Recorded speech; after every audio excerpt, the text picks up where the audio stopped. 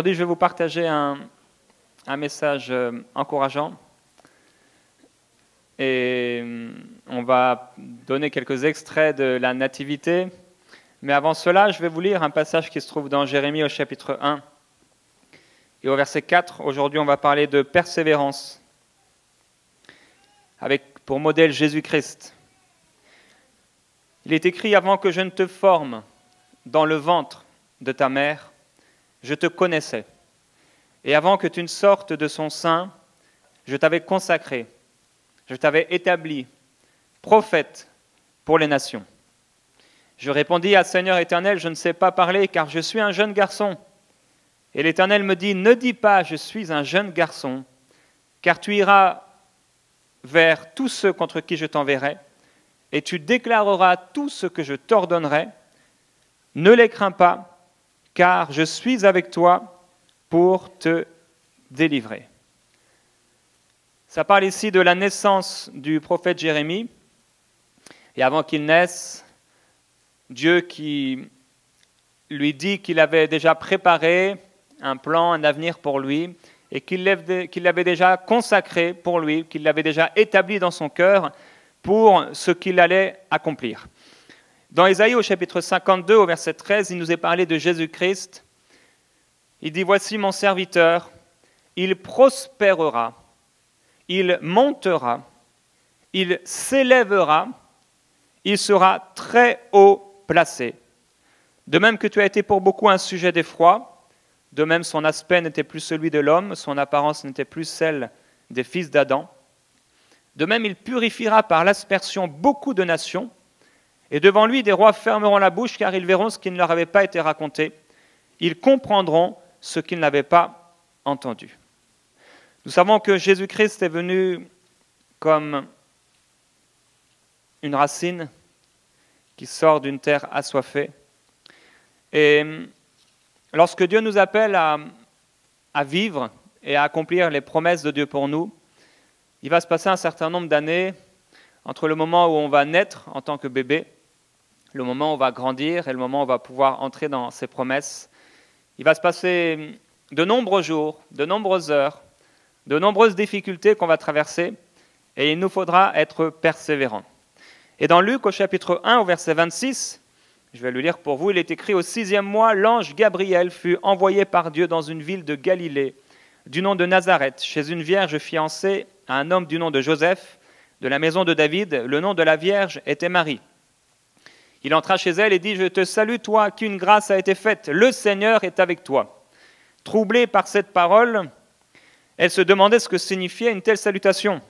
L'ange lui dit « Sois sans crainte, Marie, car tu as trouvé grâce auprès de Dieu. Voici, tu deviendras enceinte, tu enfanteras un fils, et tu l'appelleras du nom de Jésus. Il sera grand et sera appelé Fils du Très-Haut, et le Seigneur lui donnera le trône de David son père. Il régnera sur la maison de Jacob éternellement, et son règne n'aura pas de fin. » Un peu plus loin, au chapitre 2, et au verset 6. « Pendant qu'ils étaient là, le temps où Marie devait accoucher arriva, et elle enfanta son premier fils. Elle l'emmaillota, le coucha dans une crèche, parce qu'il n'y avait pas de place pour eux dans l'hôtellerie. Il y avait dans cette même contrée des bergers qui passaient dans les champs les veilles de la nuit pour garder leurs troupeaux. Un ange du Seigneur leur apparut, et la gloire du Seigneur resplendit autour d'eux. Ils furent saisis d'une grande crainte. Mais l'ange leur dit « Soyez sans crainte, car je vous annonce la bonne nouvelle d'une grande joie qui sera pour tout le peuple. Aujourd'hui, dans la ville de David, il vous est né un sauveur, qui est le Christ, le Seigneur. Et ceci sera pour vous un signe, vous trouverez un nouveau-né emmailloté et couché dans une crèche. » Et au verset 18, « Tous ceux qui les entendirent furent dans l'étonnement de ce que leur disaient les bergers. Marie conservait toutes ces choses et les repassait dans son cœur. » Voici un extrait de la naissance de Jésus-Christ et la façon dont il a été appelé à de grandes choses, à être puissant sauveur, fils de Dieu, Christ et Seigneur, à bouleverser les nations et à devenir pour beaucoup une grande joie, et avec le mandat d'apporter la bonne nouvelle autour de lui. De la même façon que le prophète Jérémie a été mandaté par Dieu pour accomplir ce que Dieu avait dans son cœur par rapport à sa vie personnelle. Le prophète Jérémie a dû grandir, il a dû naître, mais il a dû grandir, il a dû croître en sagesse, en stature. Et nous avons besoin, nous aussi, de croître en sagesse et en stature. Nous avons besoin de grandir. Marie, il est dit qu'elle repassait toutes ces choses dans son cœur alors qu'elle avait pour le moment juste un bébé dans ses bras. Et ce bébé a eu besoin de grandir pour pouvoir nous sauver. Si ce bébé était resté bébé, il n'aurait pas pu nous sauver. Nous n'aurions pas pu recevoir la paix ni le pardon de nos péchés. Mais ce bébé n'a pas dû rester bébé, il a dû grandir. Il a dû grandir, arriver à l'âge de 12 ans, puis à l'âge de 30 ans, puis il a dû commencer à manifester les œuvres de Dieu pour sa propre vie et aller jusqu'au bout, jusqu'à la croix, jusqu'au dernier soupir, pour que nous puissions être rachetés de nos péchés. C'est la bonne nouvelle de l'Évangile. Il a été persévérant. Et mon message aujourd'hui, c'est que si Jésus a persévéré, tu dois le faire aussi. La Bible dit, oui, vous avez besoin de persévérance pour accomplir la volonté de Dieu et obtenir ainsi ce qui vous est promis. Jésus-Christ est vraiment l'exemple de la persévérance. Il est l'exemple suprême de la patience. Sans faillir, en rien, il a persévéré jusqu'au bout, né comme nous, dans une chair semblable à la nôtre, persévérant et affrontant des épreuves que nous avons pu affronter nous aussi, puisqu'il a été tenté en toutes choses comme nous, et pourtant il n'a jamais failli, il n'a jamais fléchi, mais dans les jours de sa chair et dans les épreuves qu'il a pu rencontrer, jusqu'à l'agonie, il a persévéré afin d'accomplir les promesses de Dieu. Il est notre modèle suprême, notre modèle parfait. Et la persévérance dans la Bible est traduite parfois par la constance, par la persévérance ou par l'endurance. Et dans le Nouveau Testament, la persévérance, c'est le trait caractéristique d'un homme ou d'une femme qui ne dévie pas de son but délibéré et de sa loyauté à la foi et à la piété, malgré les plus grandes épreuves et souffrances. Il est patient, il est constant dans son attente, une patience qui dure, une patience qui est ferme, une patience persévérante. On va voir 5 points aujourd'hui, rapidement, à propos de Jésus, comment il a grandi et comment il peut être aujourd'hui un modèle pour nous. Le premier de ces points, c'est que jusqu'à 12 ans, son caractère s'est formé. Jusqu'à 12 ans, son caractère s'est formé. La Bible parle du jeune prophète Samuel et la Bible dit qu'il grandissait, l'Éternel était avec lui et il ne laissa tomber à terre aucune de ses paroles. Il grandissait au point où la Bible dit que tout Israël, depuis Dan jusqu'à Beersheba, reconnut que Samuel était établi prophète de l'Éternel. Le jeune Samuel a grandi et il a été formé dans son caractère, dans son jeune âge. Et à 12 ans, Jésus, alors qu'il avait grandi, il n'était plus le bébé dans la crèche, incapable d'aucune œuvre, mais il avait grandi et à 12 ans, on le retrouve assis dans le temple, au milieu des docteurs, les écoutant, les questionnant, au point où tous ceux qui l'écoutaient étaient surpris de son intelligence et de ses réponses. Jusqu'à 12 ans, Jésus ne pouvait pourtant pas accomplir les promesses qui avaient été dites à son sujet, et pendant ces 12 ans, il ne s'agissait pas d'un temps perdu, puisqu'il écrit dans Luc au chapitre 2 et au verset 40, parlant de Jésus, « Or, le petit enfant grandissait et se fortifiait. Il était rempli de sagesse et la grâce de Dieu était sur lui. » Il n'y a pas d'âge pour pouvoir grandir et pour pouvoir croître. C'est toujours la saison de la croissance. C'est toujours la saison de la persévérance. C'est toujours la saison d'avancer et de grandir. Et souvent, à la fin de l'année, on fait un bilan. Je ne l'ai pas encore fait, mais souvent c'est dur. On fait un bilan et parfois c'est difficile. Parce que l'homme a tendance à focaliser ses yeux sur ce qui n'a pas été, plutôt que de s'auto-encourager sur les choses qui ont bien été. Et surtout, s'il est accompagné des amis de Job, c'est encore plus difficile pour lui que de pouvoir être encouragé. Que ce soit le prophète Jérémie qui a dû naître, puis qui a dû grandir, que ce soit le prophète Samuel qui, au départ, n'était pas prophète aux yeux des gens, mais qui pourtant dans le cœur de Dieu était établi prophète. Samuel a dû grandir et a dû pour la première fois apprendre à écouter la voix de Dieu. C'était surprenant, c'était bizarre, il n'avait pas l'habitude, il avait l'impression que c'était la voix d'un homme, et il a dû grandir, faire ses erreurs et apprendre au point où tout le monde a commencé à réaliser qu'il était réellement un prophète de Dieu. Mais que ce soit même dans la vie de Jésus, le petit enfant grandissait et se fortifiait. Oui, la naissance de Jésus-Christ, c'est vraiment glorieux, c'est merveilleux. Et de plus en plus, Annabelle pouvait me faire remarquer hier, alors qu'on était dans plusieurs magasins, qu'ils ont enlevé Jésus des champs de Noël. Ils ont enlevé Jésus des crèches. Je regardais hier, je suis passé devant des Playmobil, c'était les Playmobil et la crèche de Noël, et ils ont enlevé le petit Jésus. Ils auront beau enlever le petit Jésus, et hier je priais, Seigneur, ils t'ont enlevé de partout. Mais il va venir avec une telle puissance. Il va se manifester avec une telle gloire, frères et sœurs. Le monde verra le Seigneur Jésus-Christ dans toute sa puissance. Et même si nous traversons des temps difficiles, nous avons l'impression d'être peut-être dans la vallée de Baca, peut-être à Gethsémané, peut-être dans le désert, peut-être nous avons l'impression d'être comme les contemporains de Noé qui étaient là, complètement fous, insensés. Des hommes et des femmes qui mangeaient, qui buvaient, et qui n'avaient pas de compréhension par rapport à l'éternité et par rapport à Dieu. Nous croyons que dans cette génération, Dieu va se manifester avec gloire et vous êtes certainement la réponse de Dieu pour cela. Mais pour cela, frères et sœurs, il va nous falloir persévérer. Je priais hier soir pour le réveil. Seigneur, pourquoi depuis tant d'années je prie pour le réveil? Et pourquoi le réveil ne s'est pas encore manifesté? Dieu a commencé à encourager mon cœur en me disant, tu dois persévérer. Vous voulez voir le réveil? Vous voulez voir votre famille sauvée? Vous voulez voir les promesses que Dieu vous a données être accomplies? Il vous faudra de la persévérance. La persévérance est la clé de l'accomplissement, est la clé de l'exaucement. Sans persévérance, nous ne pourrons pas obtenir les promesses de Dieu qui sont pourtant oui et amen. Il nous faut de la persévérance, tout comme Jésus-Christ est né et pendant 12 ans, son caractère a commencé à être formé. La sagesse a commencé à se manifester, il a commencé à grandir, à se fortifier, étant rempli d'une sagesse supérieure et bénéficiant de la grâce de Dieu sur lui. Le prophète Jérémie, le prophète Samuel, on pourrait parler de Jésus, on en a parlé un peu, ou de Jean-Baptiste. Il est dit de Jean-Baptiste, le petit enfant grandissait et son esprit se fortifiait. Plus tard, il vécut dans les lieux déserts jusqu'au jour où il se manifesta publiquement au peuple d'Israël.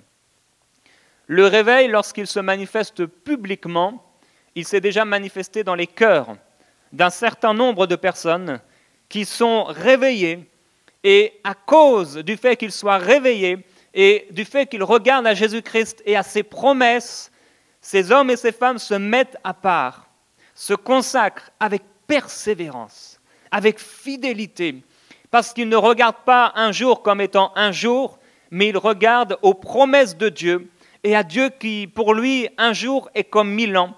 Et c'est pourquoi, même s'ils peuvent parfois être découragés, ils refusent l'apitoiement, ils refusent le découragement, mais ils persévèrent en regardant à Jésus-Christ. C'est vers Jésus-Christ et vers Jésus-Christ lui seul qu'il nous faudra regarder, non pas seulement vers l'enfant, parce que l'enfant a grandi. L'enfant n'est plus le bébé dans la crèche, mais l'enfant a commencé à grandir. Et nous pouvons le regarder à 12 ans déjà comme un modèle. Pourquoi? Parce qu'il s'est mis à part, parce qu'il s'est consacré. Un modèle à 12 ans. Première étape, la formation du caractère. Deuxième étape, 17 ans de formation et de persévérance dans le caractère. De 12 ans jusqu'à 29 ans, 30 ans, Jésus-Christ a continué à être formé. Mais surtout, c'est là, dans cette tranche d'âge, et c'est long 17 ans, où il a eu besoin de persévérance. C'est le long moment et le plus difficile moment quand nous ne voyons pas encore les promesses de Dieu, les promesses qu'il nous a faites être accomplies. Et lorsque Marie a entendu la voix de l'ange, des promesses ont été faites au sujet de son fils. Des promesses ont été faites au point où elle ressassait ces paroles dans son cœur en disant « Mon fils est particulier ». Certainement, il est né d'une façon divine et surnaturelle, elle savait, mais en plus de cette action surnaturelle, parce qu'elle pouvait ne pas comprendre, on lui a parlé de ce Fils, celui qui deviendrait le salut pour tout un peuple, le salut pour les nations, celui qui grandirait et qui serait appelé Fils du Très-Haut, Fils de Dieu, Prince de paix. Elle repassait ces choses dans son cœur, mais à 1 an, elle ne le voyait pas encore, à 2 ans, elle ne le voyait pas encore, à 3 ans, à 10 ans, à 12 ans, elle ne voyait pas encore ces promesses être réalisées, à 15 ans, à 20 ans, Jésus a grandi, il était là, charpentier, à 25 ans, elle ne voyait pas encore la promesse de Dieu être réalisée dans la vie de son fils, à 28 ans non plus, à 30 ans non plus, elle ne voyait pas encore Jésus entrer dans son appel. Était-ce du temps perdu? Quand nous persévérons, quand c'est long, quand on doit être patient, qui sait si Dieu n'a pas dit que ça se passerait tel jour, telle heure? Qui sait si Dieu n'a pas déjà prévu un temps et un moment où cette chose qu'il y a dans ton cœur doit se passer? Et c'est pourquoi on doit croire. Et c'est pourquoi il nous appelle à croire et à espérer encore, à regarder encore à celui qui est pour nous le modèle suprême de persévérance et de patience, à continuer de regarder à Jésus-Christ comme celui qui, à 30 ans, n'avait pas baissé les bras, n'était pas découragé, mais s'est manifesté et s'est révélé aux yeux du peuple. Il est parlé de Daniel et de ses amis. À un moment, le roi va vouloir des gens intelligents, sages, pour faire d'eux des princes. Et la Bible dit qu'ils vont être formés pendant 3 ans. 3 ans de formation. Des fois, c'est 3 ans, des fois, c'est plus. Et au bout de ces 3 ans de formation, il revêtait un caractère particulier au point où on ne trouva personne dans tout le peuple et dans tout le palais qui ait la sagesse de ces garçons. Ils avaient une sagesse remarquable. Ils avaient une stature particulière. Ils avaient persévéré tout en refusant les produits du péché. Ils avaient persévéré en regardant à Dieu au point où ils étaient 10 fois supérieurs en sagesse et en puissance que tous les magiciens du peuple. Même Ismaël a persévéré, bien qu'il soit mis à l'écart. La Bible dit à propos d'Ismaël, Dieu fut avec lui, il grandit et vécut dans le désert où il devint un habile chasseur à l'arc. Il s'établit dans le désert de Paran et sa mère choisit pour lui une femme du pays d'Égypte. On ne devient pas un habile chasseur du jour au lendemain. Peut-être au début, on va commencer à être formé, puis un jour, on va devenir un chasseur. Puis un jour, à force de s'exercer, on va devenir un habile chasseur. Ce n'est pas du jour au lendemain où les promesses de Dieu qu'il t'a données vont se réaliser. Les promesses pour l'Église, les promesses pour la nation, les promesses pour ta vie, les promesses à propos de Jésus ne sont pas venues comme ça. Il a fallu du temps. Et jusqu'à ses 30 ans, Jésus ne pouvait pas accomplir les promesses qui avaient été faites à son sujet. Il ne s'agissait pas d'un temps perdu. Il est écrit au verset 52 de Luc 2, alors qu'il n'était plus maintenant un enfant, mais qu'il avait grandi, Jésus croissait en sagesse, en stature et en grâce devant Dieu et devant les hommes. À 12 ans, il continuait de grandir, et à 30 ans, et de 12 à 30 ans, il continuait de grandir en sagesse, en stature, en grâce, devant Dieu et devant les hommes. 30 ans, c'est long. C'est long, 30 ans. Mais bien qu'il soit le Fils de Dieu, il a dû passer le test de la persévérance. Jésus a dû apprendre la persévérance. Personne ne devient leader du jour au lendemain sans apprendre la persévérance. Alors que Jésus-Christ va appeler Saul de Tarse sur le chemin de Damas, la Bible dit que Dieu fut avec lui. Et Saul s'affermissait de jour en jour dans la foi. Et les Juifs qui habitaient à Damas ne savaient plus que dire car il leur démontrait que Jésus est le Messie. Ça prend du temps de voir les promesses de Dieu être accomplies. Dieu nous parle et il peut te dire des promesses concernant ton Église, concernant ton ministère, concernant ta vocation, concernant tes enfants, concernant ta propre vie, concernant ta destinée. Et lorsque Dieu nous parle, on croit que ça va être tout de suite. Parce que souvent, quand les gens parlent, ils t'invitent pour tout de suite, où les choses se font rapidement. Ils parlent à la mesure de l'homme. Mais Dieu parle à sa mesure, il est en dehors du temps. Et ça prend du temps. C'est long. Et il faut être persévérant, se fortifier. Les premières années, c'est une formation du caractère. Puis ensuite, cette longue période, le caractère continue à se former, mais il se forme à travers la persévérance. C'est le temps de formation. Dans 1 Timothée et dans 2 Timothée, on voit plusieurs encouragements de l'apôtre Paul à son fils spirituel. Il dit par exemple au verset 18, « La recommandation que je t'adresse, Timothée, mon enfant, selon les prophéties faites à ton sujet, c'est que d'après elles, tu combattes le bon combat. » Nous avons parlé du fait d'être focalisé. Nous avons parlé du fait de rester fixé sur notre appel, de n'aller ni à droite ni à gauche, mais continuer à rester les yeux fixés sur le Seigneur. Nous parlons aujourd'hui d'être persévérant. Persévérant dans notre appel, persévérant dans la prière, persévérant dans la patience, persévérant malgré les difficultés, persévérant à rester focalisé, à demeurer sur ce que Dieu nous a dit. Marie repassait toutes ces paroles dans son cœur. Et certainement, elle en a parlé dès que Jésus était enfant avec lui. Il y en a qui gardent les secrets, mais je crois qu'elle en avait parlé. Et je crois que bien sûr, Jésus-Christ a commencé à comprendre, à réaliser ce que Dieu l'appelait à faire, puisqu'il avait dit lui-même, étant et ciel, me voici, je viens, ô Dieu, pour faire ta volonté. Il était sur la terre, mais il savait qu'il devait persévérer. Il savait qu'il devait attendre un certain âge selon la loi. Il savait que ce serait long et que ce serait difficile. Il savait. Mais il est resté focalisé sur son appel, sur sa destinée. Et on avait prévu pour lui une destinée, reprendre le travail de son père, la société de son père, l'entreprise de son père. Continuer à fabriquer et à faire. C'était un temps de formation, c'était un temps de persévérance. Il parle à Timothée, il dit, la recommandation que je t'adresse, Timothée, mon enfant, selon les prophéties faites à ton sujet. Il y a des choses que Dieu nous a dites, qu'il a placées dans nos cœurs, ce sont des semences, des choses particulières. Tout le monde n'est peut-être pas appelé à faire certaines actions dans le monde. Tout le monde n'est pas appelé à être directeur d'entreprise. Tout le monde n'est pas appelé à être pasteur. Tout le monde n'est pas appelé à être mère au foyer. Tout le monde n'est pas appelé à faire ceci ou à faire cela. Nous avons tous des choses que Dieu a placées dans nos cœurs un jour et qui ont commencé à grandir à l'intérieur de nous, devenant un appel, un désir de voir cette chose être accomplie.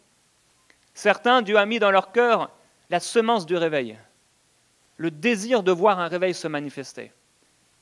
Ce n'est pas humain, ce n'est pas né d'eux-mêmes, c'est né d'un appel de Dieu. Dieu a déposé dans leur cœur une semence de réveil, un désir, un espoir, l'espérance du réveil. Et je crois que cette espérance du réveil était dans le cœur de Jésus-Christ lorsqu'il grandissait, lorsqu'on l'a trouvé à 12 ans dans le temple et qu'il commençait à parler avec les gens religieux. Il avait cette semence de réveil dans son esprit. Il avait cette semence d'espoir. Il croyait qu'un jour, tout changerait. Il croyait qu'un jour, ces hommes à qui il parlerait auraient l'occasion de changer. Peut-être qu'à 12 ans, il était là et que Nicodème était à ses côtés et qu'il a commencé à questionner Nicodème et Nicodème commençait à être surpris de la sagesse qui était dans ce jeune homme. Mais ce jeune homme a grandi et ce jeune homme a accompli la parfaite volonté de Dieu. Mon Timothée, je te parle, mon Timothée, d'après les prophéties qui ont été faites à ton sujet, c'est que d'après elles, tu combattes le bon combat en gardant la foi et une conscience pure. Je voudrais vous encourager, vous qui avez fait le bilan et qui vous dites pourquoi ceci n'est pas arrivé, pourquoi ceci n'est pas arrivé. Et Dieu a mis dans mon cœur assez fortement le fait que plusieurs personnes, je ne sais pas si c'est ici, je ne sais pas si c'est ceux qui écoutent, ont décidé d'abandonner. Pas d'abandonner seulement leur appel, mais d'abandonner leur foi.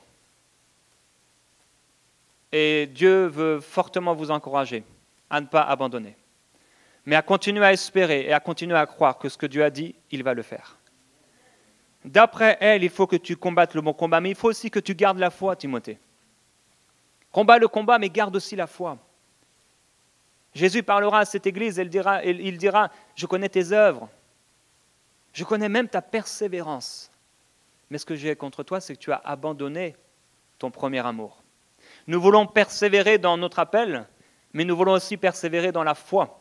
Nous voulons persévérer dans les œuvres bonnes, mais nous voulons aussi persévérer dans notre premier amour pour le Seigneur. Nous avons besoin de persévérance.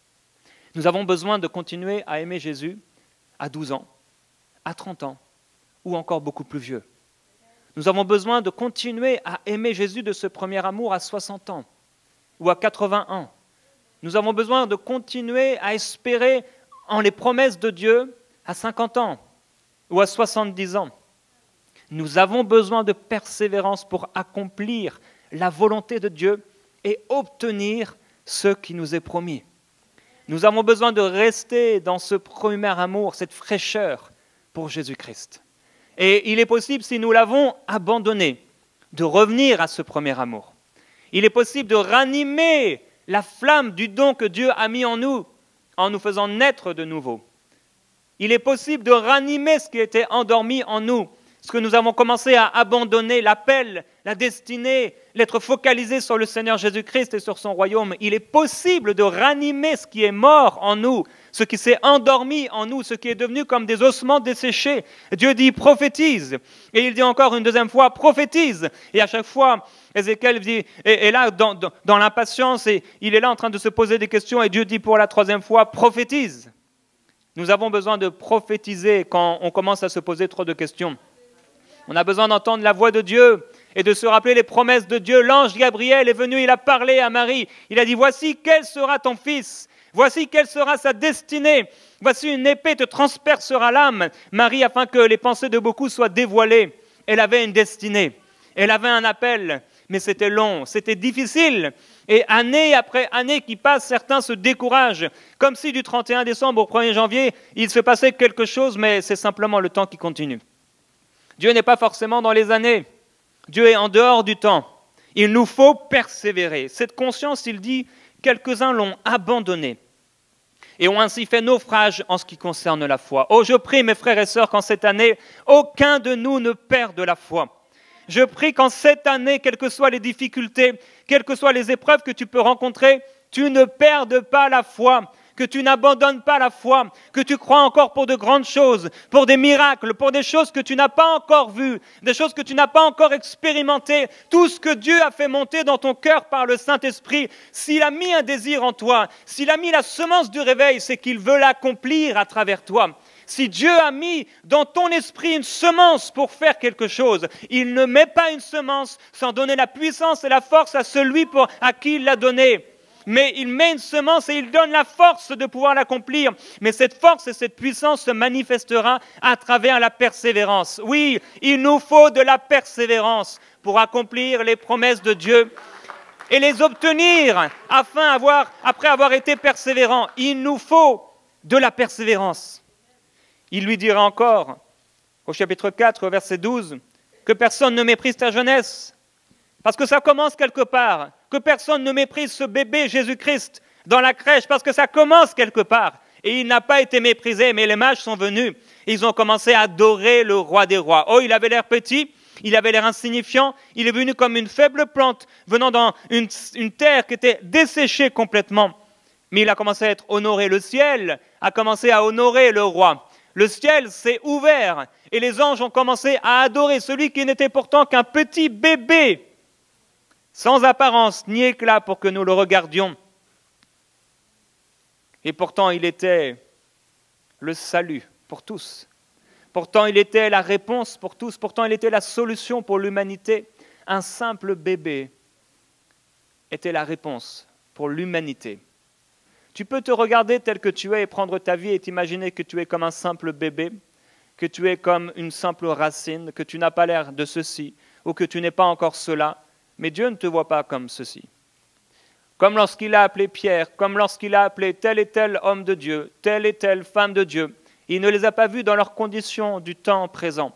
Il les a vus comme Dieu, comme il avait créé, comme il avait écrit, comme il avait dessiné, comme il avait préparé à l'avance, lorsqu'il a dit « faisons l'homme à notre image et à notre ressemblance », et qu'il a formé et préparé des projets de paix pour toi et non de malheur, afin de te donner un véritable avenir et une espérance. Et il y a pour toi encore une espérance dans cette nouvelle année. Il y a encore pour toi un avenir, parce que Dieu n'a pas effacé ses projets, parce qu'il ne se repent pas de ses dons et de son appel. Il y a encore pour toi un exaucement. Il y a encore pour toi quelque chose de bon qui arrive, parce que Dieu l'a prophétisé, parce que Dieu l'a parlé, parce que Dieu l'a établi, parce qu'il t'a consacré et qu'il t'a mis à part. Tu n'es pas le fruit du hasard, tu n'es pas un échec. Tu es mis à part dans le cœur de Dieu et prédestiné à accomplir sa volonté. Tu as été formé des reins du cœur de Dieu pour pouvoir accomplir quelque chose, pour pouvoir être la lumière dans ce monde, pour pouvoir refléter la gloire de Dieu.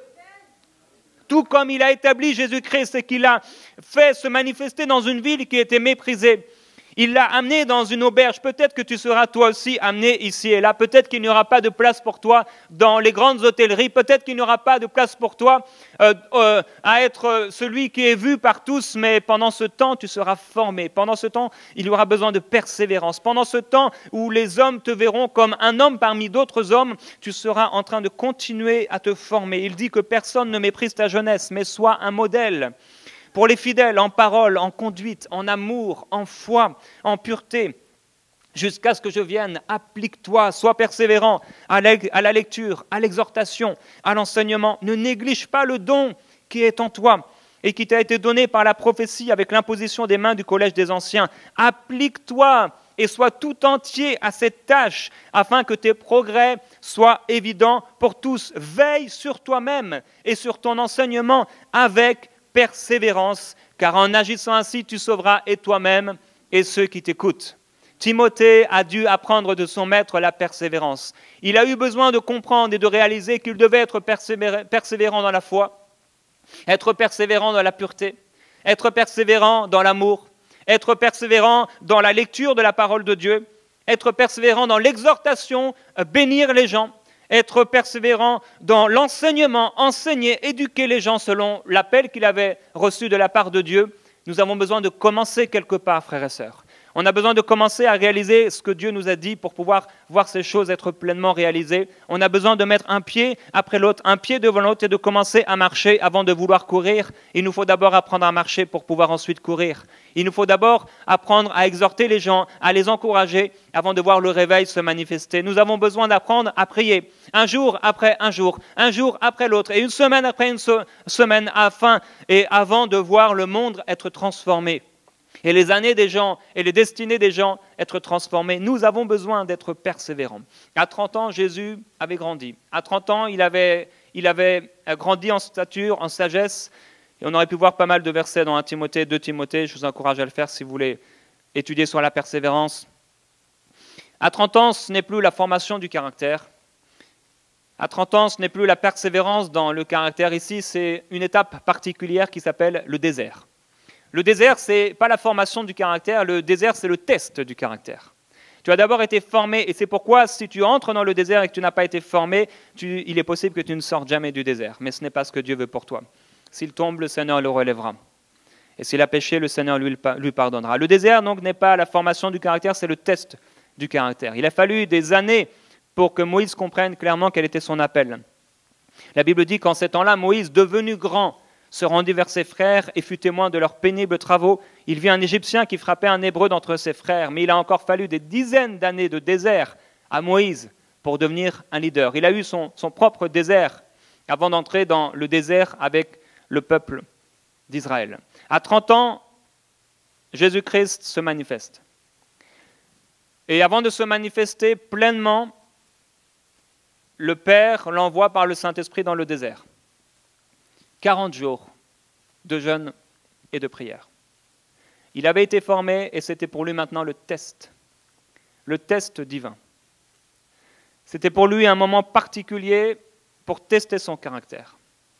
Jésus est entré dans le désert le premier jour, avec plus que jamais cette semence de réveil qui était maintenant plus qu'une semence, c'était un désir fou, un désir intense, au point d'accepter de jeûner 40 jours dans un désert.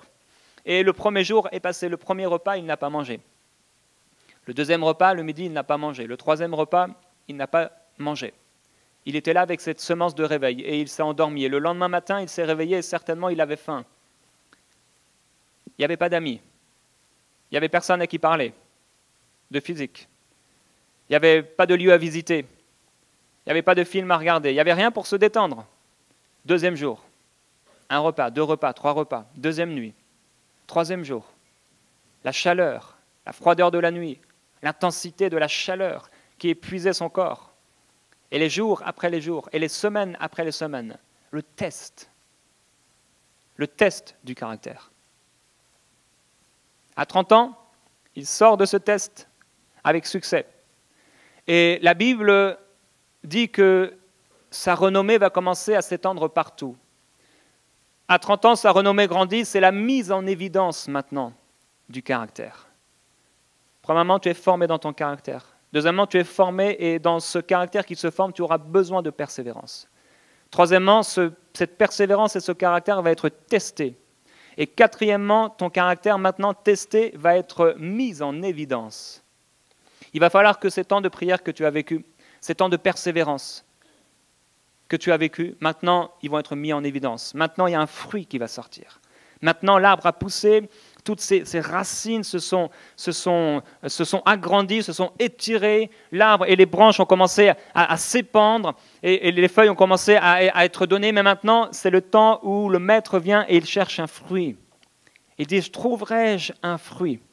Il vient chercher le fruit. Jésus-Christ est venu bébé, mais au bout d'un moment, le Père est venu chercher un fruit de sa vie.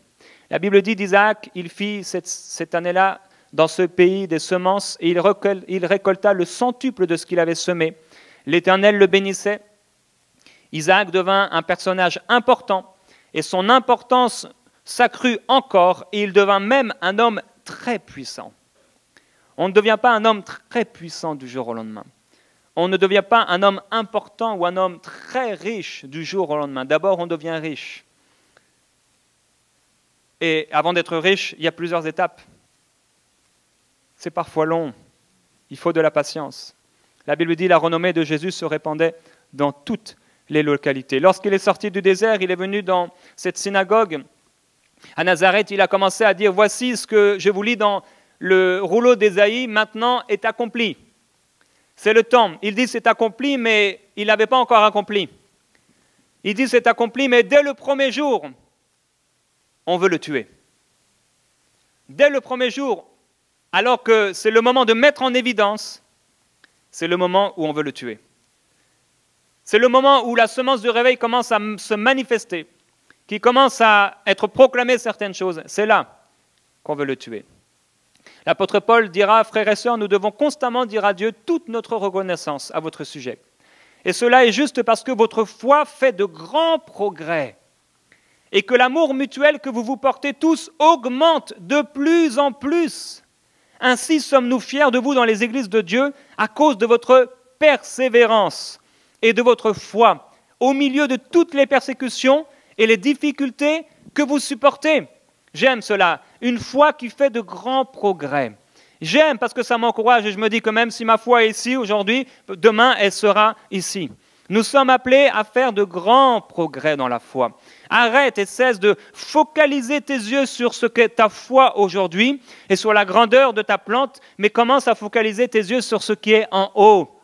Parce que c'est d'en haut que viendra la croissance, c'est d'en haut que viendra la pluie qui fera croître et qui fera germer et qui permettra à ton fruit et à ton arbre, à l'arbre que tu es, de pouvoir porter du fruit. C'est de là-haut que ça viendra. C'est de là-haut que viendra le soleil, c'est de là-haut que viendra la pluie. Tout viendra de là-haut. Alors cessons de regarder à notre arbre comme ce petit garçon qui a planté une pomme de terre et qui le lendemain la déterre pour voir si la pomme de terre a produit d'autres pommes de terre. Et il replante et le lendemain il revient encore et il déterre et il s'attend à voir d'autres pommes de terre. Mais finalement, à force de déterrer encore et encore, ça ne produit pas un grand fruit. Soyons patients. C'est par la persévérance que nous pourrons accomplir la volonté de Dieu et obtenir ce qui nous est promis. L'amour mutuel, il augmente de plus en plus. Gloire à Dieu parce que j'aime les gens plus qu'hier. Mais je les aime moins que demain. Vous aimez les gens peut-être plus qu'hier, ou peut-être pas. mais vous êtes appelés à les aimer davantage. Notre foi est appelée à s'étendre. Dieu a une vision de l'extension. Dieu a une vision de la croissance. Dieu a une vision de la persévérance. C'est par la patience et la persévérance que les anciens ont obtenu ce qui leur était promis. Nous voulons si souvent le réveil. Nous voulons si souvent voir les promesses que Dieu nous a données individuellement. Cet enfant, cette maison, ce travail, cette personne, cette chose, ce projet, être réalisé comme ça du jour au lendemain. Qu'au bout de 6 mois, nous disons « Seigneur, pourquoi ?» Comme Moïse qui, à la première tribulation, commençait à crier vers Dieu. « Seigneur, pourquoi m'as-tu envoyé? Depuis que tu m'as envoyé, tu n'as fait que du mal à ce peuple. » Et Dieu dit « Pourquoi cries-tu vers moi? Marche et continue. » Oh oui, c'est ce que Dieu nous dit quand nous commençons à lui dire « Seigneur, pourquoi ?» Dieu dit « Continue à marcher. Pourquoi cries-tu vers moi? Continue à marcher, persévère. Persévère, continue ta course. » Maintenant, Jésus a 30 ans, il est sorti du désert, il a commencé à proclamer « Voici, c'est le temps du réveil. Voici, c'est le temps des promesses de Dieu. Voici maintenant la bonne nouvelle de l'Évangile est annoncée aux pauvres. Maintenant même, les captifs sont libérés. Maintenant même, les prisonniers sont libérés. Je suis venu maintenant apporter cette année, cette dispensation, cette année de grâce de la part du Seigneur. Maintenant, c'est la mise à l'épreuve de la persévérance. Il y a eu la mise à l'évidence, mais maintenant, c'est la mise à l'épreuve. Au bout de 3 ans de ministère, Jésus va dire « Vous êtes venus vous emparer de moi avec des épées, des bâtons comme un brigand. J'étais tous les jours assis parmi vous, enseignant dans le temple. » Tous les jours, Jésus était assis et enseignant dans le temple, jour après jour, jour après jour. Ça a été 3 ans et demi de persévérance, de mise à l'épreuve. Et pendant ces 3 ans et demi, toutes sortes de pressions sont venues sur lui, sont venues contre lui. C'est pourquoi nous désirons le réveil. Mais le réveil va coûter cher. Il nous faut être prêts. Il nous faut être prêts pour cette promesse.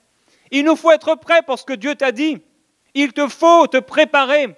C'est pourquoi il faut garder courage, garder la foi, persévérer. Et c'est pourquoi il faut veiller sur toi-même. On ne fait pas n'importe quoi, on fait attention.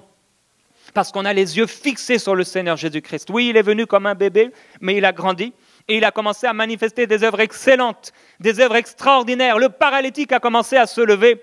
L'homme qui était là avec ses béquilles a commencé à jeter ses béquilles, à jeter ses bâtons. La femme qui était là, qui ne pouvait pas parler, a commencé à parler. Celle qui était là et qui était sous le poids d'un lourd fardeau a commencé à être libérée. Le monde a commencé à être révolutionné par la révélation de Jésus-Christ venu en chair, par la révélation du caractère de Jésus-Christ qui avait été éprouvé, qui avait été formé et qui commençait à être mis en évidence. Et il a été éprouvé, mis à l'épreuve. Et les hommes et les femmes voyaient que malgré les difficultés, malgré les épreuves, Jésus tenait bon. Il tenait bon, il était persévérant. Il continuait malgré les coups. On l'injuriait et il ne rendait pas l'injure. On le maltraitait, il ne rendait pas l'appareil, mais il s'en remettait à Dieu qui juge justement. Dans Hébreux, il est écrit « Nous aussi, puisque nous sommes environnés d'une si grande nuée de témoins, rejetons tout fardeau et le péché qui nous enveloppe si facilement. » Frères et sœurs, on a tous connu ça. C'est difficile et le péché vient avec ses pressions. Et des fois, en un fardeau, ça nous enveloppe. On est fatigué, on est découragé. On commence à dire « Seigneur, il a dû se tromper. Seigneur, j'arriverai pas. Seigneur, je suis trop ceci, je suis trop cela. C'est long, Seigneur, c'est difficile. » Mais c'est Gethsémané, ce sont des temps difficiles. Ce sont des temps de pression, le pressoir à huile. Mais c'est là où nous nous remettons à celui qui est juste, à celui qui nous éprouve, qui nous purifie. On ne forme pas un diamant du jour au lendemain. Une perle dans une huître ne se forme pas en un instant. On ne forme pas un leader du jour au lendemain et un réveil ne se forme pas du jour au lendemain. Une promesse n'est pas réalisée du jour au lendemain. C'est long. Mais il y a une bonne nouvelle, c'est que le Seigneur est avec nous. Nous ne sommes pas seuls. Et courons avec persévérance l'épreuve qui nous est proposée. On doit courir, frères et sœurs. On doit courir. On ne doit pas se décourager. On ne doit pas commencer à fléchir, commencer à flancher. Et si l'on flanche, relevons-nous rapidement. Si l'on pleure, pleurons rapidement. Que ceux qui pleurent soient comme s'ils ne pleuraient pas. Et que ceux qui usent du monde comme s'ils ne possédaient pas. Parce que le monde passe, mais l'amour ne périra jamais. Et le royaume de Dieu se manifestera et s'étendra ici même dans cette génération. Le monde a besoin d'hommes et femmes, et de femmes qui restent et qui persévèrent et qui continuent de courir.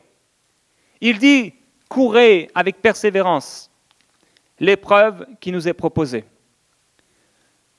Courir avec persévérance, pourquoi? Parce que quand tu commences à courir, au bout d'un moment, tu es fatigué.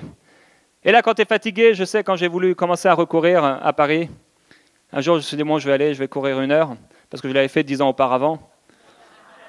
Je commençais à courir, et là, je suis arrivé à la maison, après avoir couru, j'ai monté les escaliers, et là, j'étais tout essoufflé, et j'ai regardé quelle heure il était, et j'avais fait un peu moins de 10 minutes. Courir avec persévérance. Après, j'ai fait la même chose ici, mais là, c'était 5 minutes. Courir, mais courir avec persévérance. À chaque fois qu'on a envie de s'arrêter, on a couru, on est essoufflé, on est fatigué. Ça paraît tellement loin. On est accablé. Au lieu de s'apitoyer sur nous-mêmes, commençons à nous mettre à genoux et commençons à pleurer auprès de Jésus-Christ en ayant et en se rappelant, comme Marie qui se rappelait les promesses faites à son sujet, à celles de son fils, les promesses de Jésus-Christ qui sont oui, amen. Seigneur, c'est difficile. Seigneur, je ne comprends pas pourquoi. Seigneur, j'arrive pas, mais je déclare, Seigneur, je prophétise sur ma situation. Tu as dit que le réveil arrivera. Tu as dit que cette promesse se manifestera. Et Seigneur, je ne sais pas pourquoi, mais je continue à te faire confiance et je refuse de pécher. Je refuse de faire demi-tour. Seigneur, je regarde et je continue. Tu me fortifies aujourd'hui. Et le Saint-Esprit puissant et glorieux viendra te fortifier et tu continues à courir. Tu continues à courir ta course avec persévérance. Mais tu ne cours pas comme ça en regardant la poussière parce que là, tu as envie de t'arrêter. Tu regardes et si tu regardes trop la poussière, tu vas voir des choses tu vas voir une source. Ce ne sera peut-être pas celle de Dieu. Tu vas vouloir t'arrêter. Tu vas voir un endroit où tu pourrais simplement te reposer. Tu dois courir avec persévérance, les yeux fixés sur Jésus-Christ, qui est l'auteur de la foi et qui l'amène à la perfection. Tu continues à courir vers Jésus-Christ, à courir les yeux fixés sur lui, le modèle suprême, celui qui est venu comme une faible plante qui n'avait rien pour attirer le regard. Mais la Bible déclare que par le travail de son âme, il rassasiera son regard. Par le travail de son âme, quand ton âme travaille, quand ton âme est persévérante, quand ton âme continue à travailler, Jésus, la Bible dit, en échange de la joie qui lui était réservée, il a souffert la croix en méprisant la honte qui s'y attachait et il s'est assis à la droite du trône de Dieu. Pensez en effet à celui qui a supporté une telle opposition de la part des pécheurs afin de ne pas vous laisser abattre par le découragement parce que vous n'avez pas encore résisté jusqu'au sang dans votre combat contre le péché. Le péché, c'est ne pas accomplir la volonté de Dieu. C'est aller à l'encontre de la volonté de Dieu. C'est ça le péché. Et dans Hébreux chapitre 10 au verset 25, « N'abandonnez pas votre assemblée, comme c'est la coutume de quelques-uns, mais exhortez-vous mutuellement. Et cela d'autant plus que vous voyez le jour s'approcher. Frères et sœurs, le jour arrive. Il revient. Le Seigneur revient et ça, c'est notre espérance. Alors n'abandonnons pas notre assemblée en cette année. N'abandonnons pas notre foi en cette année. N'abandonnons pas notre amour ni les promesses de Dieu. Continuons à les repasser dans notre cœur. Continuons à nous relever. Continuons à regarder à Jésus-Christ, même s'il nous faut parfois pleurer, même s'il nous faut parfois être découragés. Sortons de ce découragement. Souvenez-vous de ces premiers jours où, après avoir été éclairés, vous avez soutenu un grand et douloureux combat. En effet, vous avez eu de la compassion pour les prisonniers. Vous avez accepté avec joie qu'on vous arrache vos biens, sachant que vous aviez des possessions meilleures et permanentes. Quand on a reçu le Seigneur Jésus-Christ, il y a des choses auxquelles on a renoncé, il y a des choses qui nous ont été enlevées, il y a des privilèges, entre guillemets, qui peut-être nous ont été enlevés. Et Dieu dit, mais rappelez-vous ce que vous avez fait pour moi, rappelez-vous de votre premier amour, rappelez-vous du sacrifice que vous avez accompli. Vous n'avez pas perdu, entre guillemets, toutes ces choses, vous n'avez pas renoncé à toutes ces choses pour rien. Il dit, n'abandonnez donc pas votre assurance qui comporte une grande récompense. Oui, il y a une récompense. Vous avez en effet besoin de persévérance afin qu'après avoir accompli la volonté de Dieu, vous obteniez ce qui vous est promis, car encore un peu de temps, bien peu. Et celui qui doit venir viendra, il ne tardera pas. Et mon juste vivra par la foi. Mais s'il se retire, mon âme ne prend pas plaisir en lui. Quant à nous, nous ne sommes pas de ceux qui se retirent pour perdre leur âme, mais nous sommes de ceux qui croient pour sauver leur âme. Il y a eu des années qui ont passé, ou même dans cette assemblée et autour de moi, j'ai vu des jeunes hommes qui étaient là, même parmi notre groupe de jeunes, et qui ont abandonné la foi. Nul ne sait ce qu'un jour peut enfanter. C'est pourquoi nous ne devons pas être de ceux qui se retirent pour se perdre, mais nous devons être ceux qui persévèrent pour sauver notre âme. Il dit encore un peu de temps, peu de temps, et celui qui doit venir viendra. Il ne tardera pas. Jacques dira, soyez donc patients, frères, jusqu'à l'avènement du Seigneur. Voici, le laboureur attend le précieux fruit de la terre. Il prend patience à son égard jusqu'à ce qu'il ait reçu les pluies de la première et de l'arrière-saison. Vous aussi, soyez patients. Affermissez vos cœurs, car l'avènement du Seigneur est proche. Ne vous plaignez pas les uns des autres, frères, parce que quand on commence à patienter, quand ça commence à être long, on est souvent comme Adam en disant « Seigneur, c'est la femme que tu m'as donnée. Seigneur, c'est à cause de ceci. » Et là, on commence à chercher des querelles parce qu'en fait, on cherche un coupable pour le temps qui est long. On cherche un coupable pour les choses qu'on ne réussit pas à faire, au lieu de chercher en nous-mêmes la force de pouvoir le faire. Prenez, mes frères, pour modèle de souffrance et de patience ceux qui ont parlé de la part du Seigneur. Voici, nous disons, bienheureux ceux qui ont souffert patiemment. Vous avez entendu parler de la patience de Job et vous avez vu la fin que le Seigneur lui a accordée, car le Seigneur est plein de miséricorde et de compassion. Père, je prie pour cette assemblée et pour tous ceux qui écoutent. Alors que nous traversons cette année, alors que nous entrons pour certains dans une saison nouvelle, je crois que tu nous formes à travers ta parole et que tu nous encourages par le puissant Saint-Esprit. Tu nous dis de regarder à Jésus-Christ et de continuer, de persévérer. Et je veux prier, Père, par rapport à la parole que tu m'as donnée dans ces dernières heures, par rapport à ceux qui veulent abandonner leur foi. Je prie, Père, qu'ils n'abandonnent pas leur foi, mais que jusqu'au bout, ils persévèrent, les yeux fixés sur Jésus-Christ. Père, je prie qu'aucun parmi nous ne puisse abandonner comme Judas, mais que tous, malgré les difficultés, même s'il arrive un temps où on pourrait peut-être te renier comme Pierre, qu'on continue de t'aimer, qu'on continue de persévérer, qu'on continue de regarder à toi. Oui, tu es venu, Seigneur, comme un simple bébé. On aurait pu te mépriser, mais le ciel s'est ouvert pour toi. Le ciel s'est ouvert pour reconnaître ta divinité. Le ciel et la bouche de l'ange s'est ouvert pour proclamer les promesses de Dieu. La bouche de l'ange s'est ouverte pour proclamer ce que tu allais faire et accomplir pour le monde entier. Père, on veut aussi nous ouvrir la bouche pour proclamer les choses que tu as mis dans nos cœurs. Nous voulons les déclarer, nous voulons les croire, nous voulons persévérer. Tu es Dieu et tu es glorieux. Merci pour la semence du réveil que tu as mis dans cette église, que tu as mis dans beaucoup de cœurs, dans mes frères et dans mes sœurs. Je sais que tu as placé dans le cœur de cette église la semence du réveil. Père, c'est ce que nous désirons, plus que tout, plus que tout, plus que tout. Nous voulons le réveil. Nous voulons que cette génération soit transformée et impactée par toi. Nous voulons que tu le fasses, que tu sauves cette génération. Nous voulons que tu sauves nos voisins, que tu sauves les gens qui nous entourent, que tu sauves ces personnes que nous voyons jour après jour. Nous voulons que la révélation de Jésus-Christ puisse germer dans leur cœur, au point où ils voient, où ils reçoivent le salut. Quelle grâce d'avoir reçu le salut, quelle grâce d'avoir reçu la paix. Le monde ne connaît pas cette paix, mais nous la connaissons. Père, je prie que ton peuple soit, en cette nouvelle année, pleinement patient et persévérant à l'image de ton Fils. Et malgré les difficultés, les épreuves, les questionnements, que nous puissions, comme Jésus-Christ qui a traversé lui-même ces épreuves, qui a traversé lui-même ces questionnements, où il a dit « Pourquoi, mon Dieu, m'as-tu abandonné ?» Nous croyons que tu ne laisseras pas ton sein voir la corruption. Nous croyons que tu ne nous laisseras pas mourir, Père, avant d'avoir accompli ce que tu as déposé dans nos cœurs, parce que nous croyons que si tu as déposé une semence dans nos cœurs, si tu as déposé un désir dans nos cœurs, c'est pour voir ce désir être réalisé. Père, nous te bénissons et nous glorifions ton Saint-Nom ensemble. Nous disons, béni sois-tu et béni soit celui qui vient au nom du Seigneur. Jésus-Christ, tu es venu dans ce monde pour manifester l'amour du Père et pour montrer l'image du Père. Tu nous as montré une image d'un Père éternel, d'un Dieu puissant. Tu es assis sur un trône d'équité et de justice. Tu manifesteras ta gloire. Nous te glorifions. Merci pour les promesses. Merci d'avoir écrit les choses à l'avance.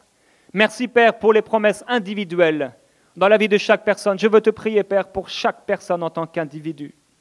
Je prie pour cette personne maintenant, Père, qu'elle soit fortifiée. Qu'elle soit fortifiée, que ses yeux puissent s'ouvrir à nouveau. Je prie que toute distraction, que tout esprit mauvais, que toute fausse vision, tout faux raisonnement puisse s'éloigner, se dissiper. pour laisser place à la vérité de l'évangile de Christ. Nous t'adorons, Seigneur Jésus-Christ. Père, je prie que ce soit une année de récolte. Une année de récolte où on va voir le fruit de nos prières, le fruit de notre patience, le fruit de notre persévérance. Aujourd'hui, tu nous encourages par le Saint-Esprit en nous disant « N'abandonnez pas. N'abandonnez pas votre assurance. Je suis avec vous. Persévérez. Persévérez. Gardez courage. Gardez la foi. Gardez la foi. Marchez dans l'amour. Restez unis ensemble dans une même vision, un même cœur, un même esprit, vous aimant les uns les autres et vous encourageant mutuellement, regardant à la croix, à Christ. Merveilleux Saint-Esprit, merci. Frères et sœurs, pendant qu'il y a ce chant, est-ce qu'on pourrait tous ensemble simplement se lever et commencer à dire au Seigneur ce qu'on a sur le cœur? Peut-être vous avez trouvé ça long, cette année qui vient de s'écouler. Peut-être que vous êtes découragé, peut-être que vous avez fait le bilan.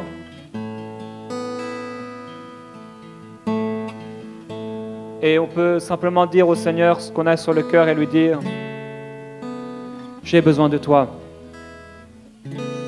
J'ai besoin de toi, Seigneur. Et je suis prêt à avoir une nouvelle vision, une nouvelle perspective.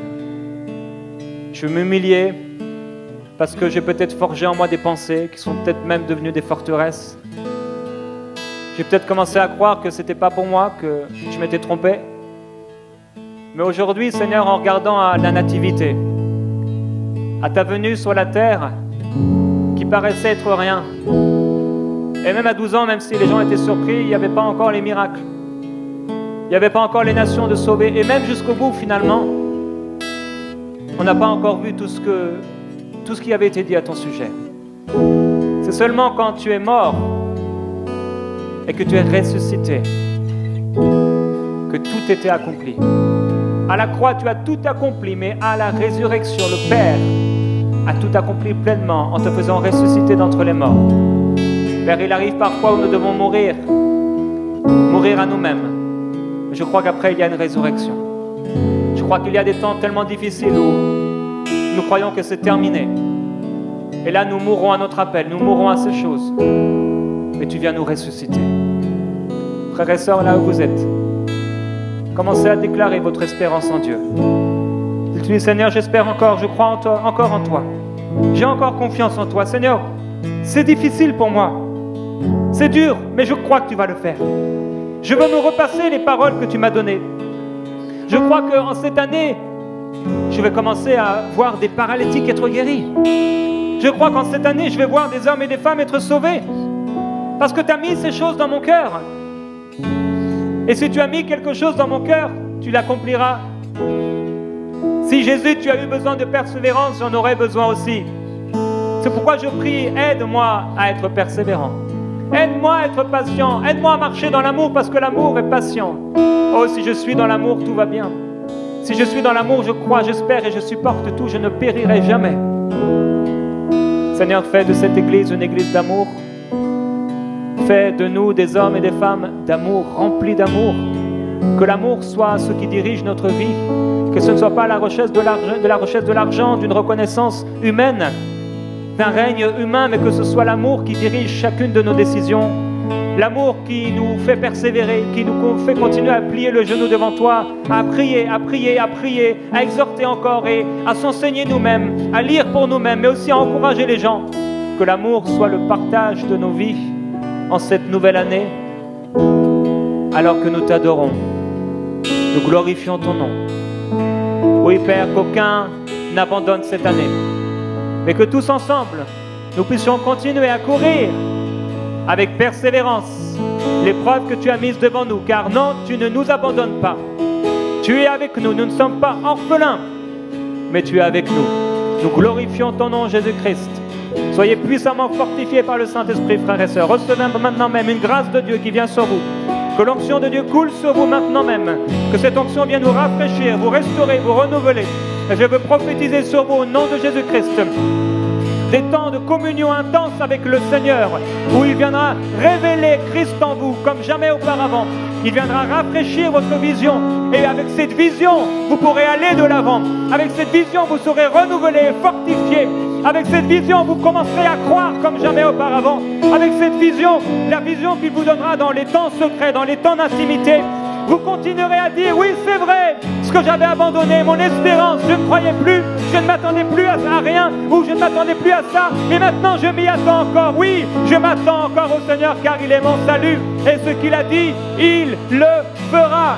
Gloire à Jésus-Christ.